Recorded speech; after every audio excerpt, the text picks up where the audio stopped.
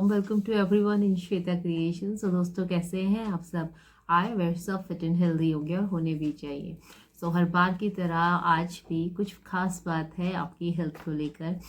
आप देखते हो कि इतने सारे आपके कोई नियर डियर वन, हर फैमिली में कोई ना कोई डायबिटीज़ से सफ़र करता है, यानी कि मीठे की बीमारी से सफ़र करता है। तो आज उन्हीं लोगों के लिए मैं ये खास वीडियो लेकर आई हूँ। तो what exactly the diabetes is? It's a group of disease, एक तरह की डिजीज है जिसमें आपका ब्लड शुगर रेस्ट होता है। टाइप्स ऑफ डायबिटीज की बात करें तो डायबिटीज 3 तरीके की होती है: type 1 diabetes, type 2 diabetes and number 3 is the pre diabetic. सबसे पहले बात करते हैं टाइप 1 डायबिटीज मेलाइटस के बारे में। तो diabetes mellitus type 1 it's auto immune disorder, यानी कि जब कभी हमारी बॉडी हमारे ऊपर ही उल्टा अटैक करती है, that is called the auto immune disorder.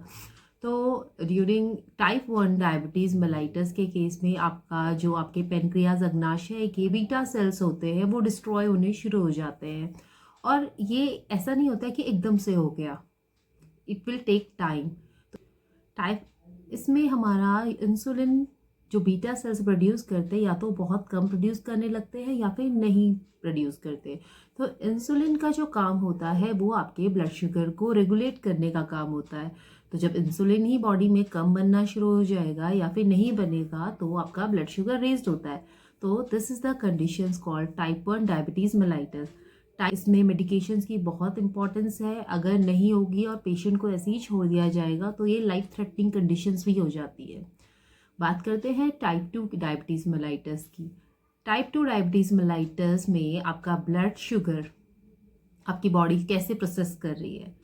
Usually sugar क्या होता है, जब आप शुगर इनटेक करते हो, कुछ भी मीठा खाते हो या कार्ब्स लेते हो, तो ये शुगर हमारी छोटी आंत में जा कर के ब्रेक डाउन होता है एंजाइम्स के थ्रू, यानी कि जो पचाने वाले जूस होते हैं ना खाने को, वो इनको मिलके इसको ब्रेक डाउन करते हैं, तोड़ते हैं।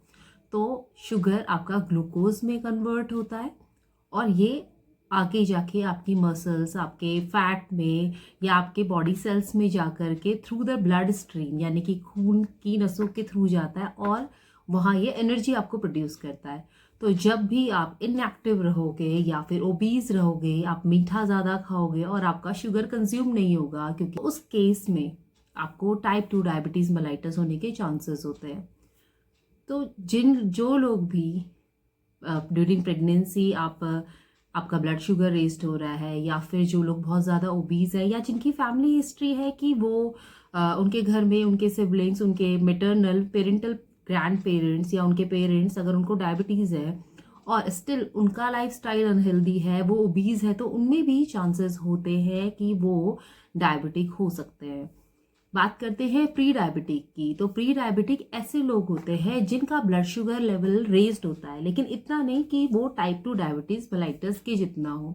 तो बात करते हैं कि डायबिटीज़ करती क्या है अगर आपकी बढ़ जाए और अगर आप ये अनट्रीटेड रखें। आपको आंखों पे धुंधलापन दिखना, यानी कि that is called the vision blurness, और आपका किडनी फंक्शन अच्छे से ना होना, आपका हार्ट स्ट्रोक आने के चांसेस, हार्ट अटैक आने के चांसेस ज़्यादा होते हैं, आपका बॉडी का सिस्टम डिस्टर्ब होता है। ऐसे लोगों में थकान भी बहुत ज़्यादा होती है, मतलब आपका ओवरऑल आपका बॉडी का फंक्शन डिस्टर्ब होगा। तो ज़रूरी है कि इसे कंट्रोल किया जाए। तो अगर कुछ लोग प्री डायबिटिक है तो वो, या फिर जो लोग डायबिटिक है या जिन्हें नहीं पता कि मुझे शुगर है, तो वो लोग अपने सिम्टम्स को कैसे पहचान सकते हैं। तो मैं आपको कुछ सिम्टम्स यहाँ पर बताऊंगी और देखिएगा, ये बहुत सारे लोगों को फील होते हैं। हो सकता है सिम्टम्स इनसे भी कुछ वेरी करें। बार बार यूरिन आना, आपके हाथ पैरों पर जलन होना, या फिर आपको थकान बहुत ज़्यादा लगना, आपको प्यास बहुत ज़्यादा लगना, आपको भूख बहुत ज़्यादा लगना, हर वक्त आपको सुस्ती सी रहे, आपको नींद सी आए, ऐसा भी हो सकता है। या फिर कभी आपको कोई चोट लगे और उसका आपको लगे कि ये बहुत धीरे हील हो रही है, बहुत धीरे ठीक हो रही है, या फिर आपकी चोट ही ठीक ना हो। तो इन चीज़ों को, इन सिम्टम्स को आपको इग्नोर नहीं करना है, अपने डॉक्टर को ज़रूर दिखाना है। अब आप कैसे अपनी डायबिटीज़ को कंट्रोल कर सकते हो? तो इसके सबसे पहला इम्पॉर्टेंट जो फैक्टर है जो डायबिटीज़ को कंट्रोल करने में हेल्प करता है, दैट इज़ वेट लॉस। आपको अपना वज़न कम करना है as per your body, as per your height. ये बहुत इंपॉर्टेंट है। आपको फिजिकली एक्टिव रहना है।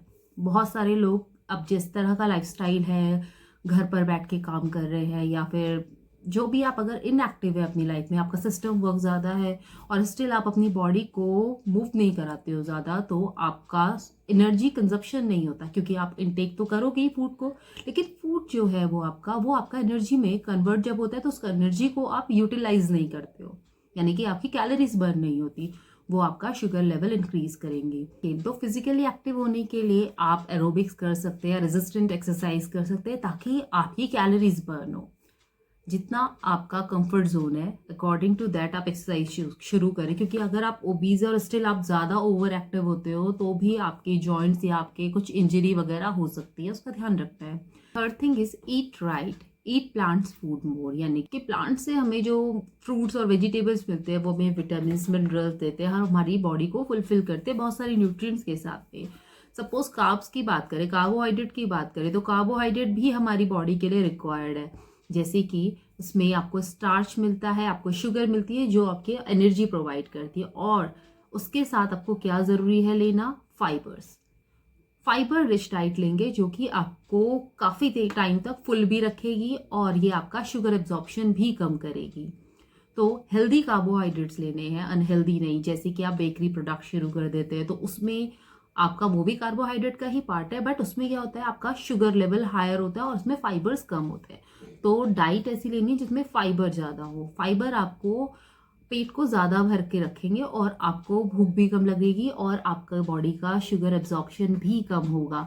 तो आपको इस तरह से फाइबर रिच डाइट आपको हेल्प करती है। दूसरी चीज़, फाइबर आपको आपका कोलेस्ट्रॉल, हेल्दी कोलेस्ट्रॉल को प्रमोट करती है, आपका बॉडी वेट लॉस में भी हेल्प करती है।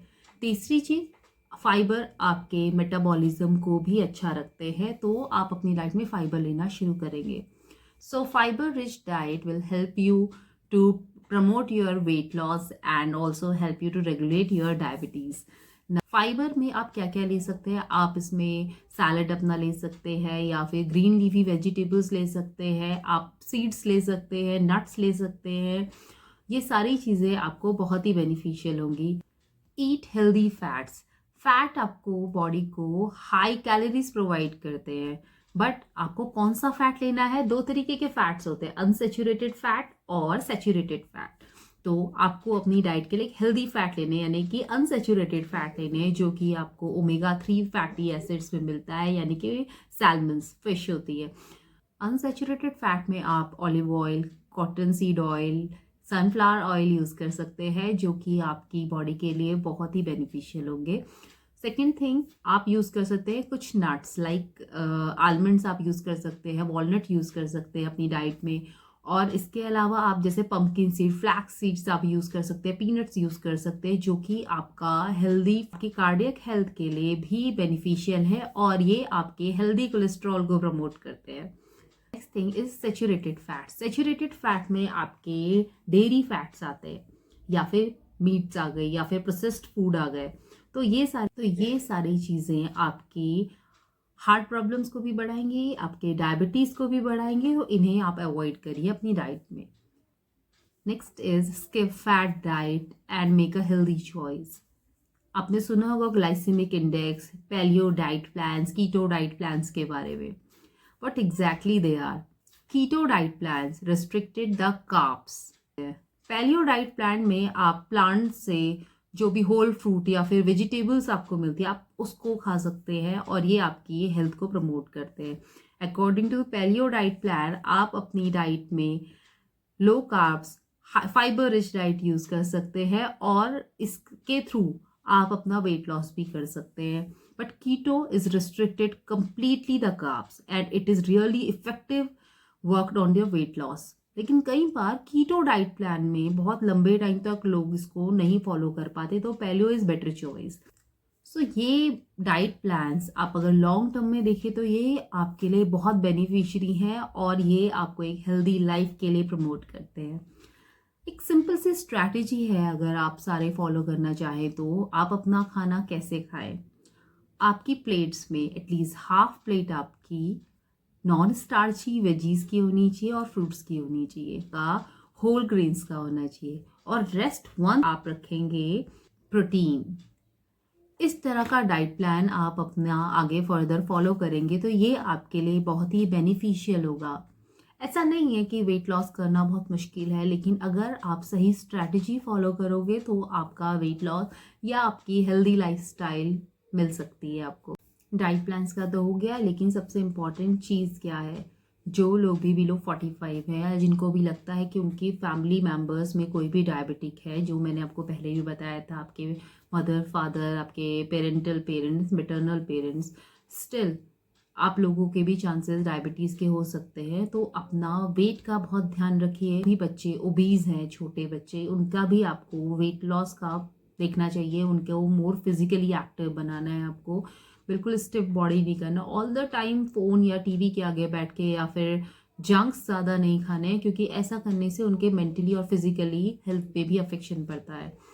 तो अपने रेगुलर एग्जामिनेशन अपने आप को कराइए और अपने डॉक्टर से कंसल्ट करिए कि आपके लिए क्या बेहतर है, वो आपको एडवाइस करेंगे। एंड डेफिनेटली अगर आप ये सारी चीज़ें वर्कअप करते हैं तो वो भी आपके एफर्ट्स को अप्रिशिएट करेंगे।